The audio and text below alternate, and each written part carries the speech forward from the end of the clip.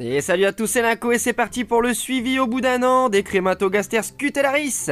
Alors voilà où elles étaient à la fin de l'année dernière à 120 ouvrières. Et là cette année, regardez, elles ont bien pullulé, elles sont à 150. Alors c'était la vidéo qui avait fait le plus de vues l'année dernière, bah même de toute ma chaîne. On est à la deuxième vidéo au niveau des fourmis, donc c'était sur les crématos suivi à un an.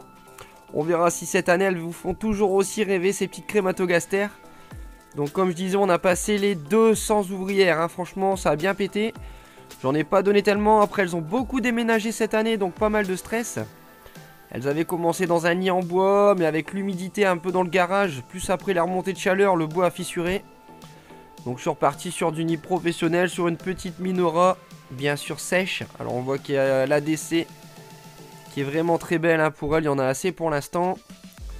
Le nid Minora ici chez Fourmiculture qui marche très très bien pour elle. Pas besoin de l'humidifier du coup, hein. Une espèce xérophile je rappelle, qui a pas besoin d'humidité. Alors des petits dépotoirs ici. Là c'est des petits copeaux de bois que j'avais mis, elles ont tout rentré. C'était du temps de l'attaque d'Acarien début d'année si vous vous rappelez. Donc là tout se passe bien pour elles, hein. Malgré les déménagements, elles ont enfin pris possession des lieux et elles ont doublé leur effectif. Donc ça fait plaisir pour cette petite année de mise en place. L'année prochaine, on espère remplir quelques cavités, hein, ça va donner. On voit qu'il y a un petit peu de couvain en haut aussi. On va regarder ça de plus près.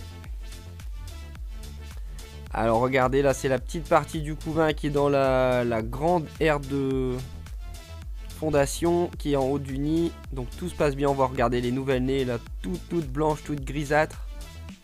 C'est fou parce que la tête a pas du tout la couleur rouge des plus vieilles.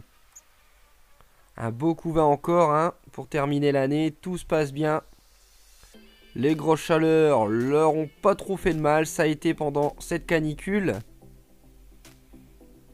Et comme d'habitude, un liquide sucré à volonté, des blattes. Alors je rappelle que je suis passé surtout aux blattes cette année, j'ai arrêté les verres de farine. Je trouve ça un peu plus facile pour donner, pour mettre au congèle. Et il y a l'air d'avoir un peu plus de protéines là-dedans, donc priorité aux blattes. Et l'année prochaine ce sera pareil.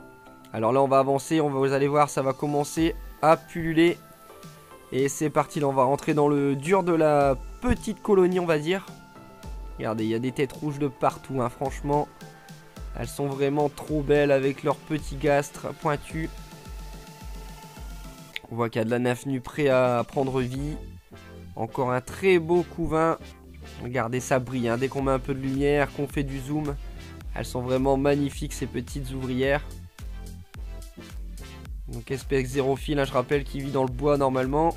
Madame Lagine ici à droite, qui est bien brillante aussi, assez rouge sur le thorax. Et encore un très beau couvain partout, hein, franchement. Alors je sais pas s'il y a encore des œufs, j'ai pas l'impression d'en voir tellement. Là elle va commencer à se reposer, étant donné qu'on est reparti autour des 20 degrés.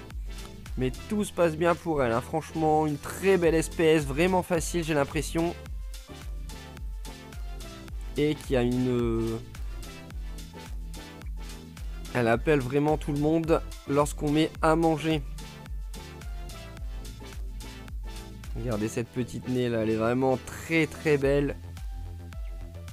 Un recrutement, voilà, le mot vient de me revenir. Vous allez voir après, hein, j'avais mis un peu de liquide sucré au début de la vidéo. Vous allez voir à la fin, ça va bien donner. Ça recrute, hein. Donc en ce moment j'en ai très peu dans l'ADC. Là elles se sont vraiment tous agglutinées dans une des ouvertures du nid. D'habitude elles sont dans 2 voire 3 alvéoles. Et là est-ce qu'elles sentent que c'est la diapause? Peut-être. Regardez là l'ouvrière au milieu, j'ai l'impression qu'elle a un petit œuf dans la bouche mais pas sûr.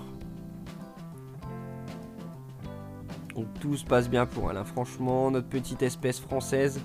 Regardez là je les ai sortis un petit peu, je les ai posés sur ma table pour faire un petit peu de macro au niveau de la nourriture. Bon, elle préfère se balader. Ce qu'il y a de bien aussi avec elles, c'est qu'elles sont petites, mais elles sont vraiment pas très rapides, hein. Franchement, on les attrape très facilement. Ça, c'est vraiment cool. Comparé aux opistos qu'on a vu la dernière fois, qui étaient vraiment maxi speed. Celles-ci, elles sont vraiment ramollasses. Voilà, un petite cuve avec du liquide sucré. Elles adorent ça. Donc après, je vais la remettre dans l'ADC. Vous allez voir le recrutement de malade. Comme d'habitude, hein, fidèle à elle. On voit bien leur petit pic au bout de leur as de pic là. Regardez, on va essayer de zoomer un peu. On devine vraiment le tout aiguillon là. Regardez qui sort un tout petit peu. Faut vraiment zoomer, hein, donc, mais c'est pas ça qui va vous piquer, hein, franchement. Ne vous inquiétez pas pour elle. et pour vos doigts. Donc très bonne évolution cette année, on a doublé la quantité malgré les péripéties. Et je vous laisse avec ce très beau recrutement, regardez ça. Et je vous dis à la prochaine pour le suivi au bout d'un an. On va passer chez les Cruentatus. Allez, salut à tous.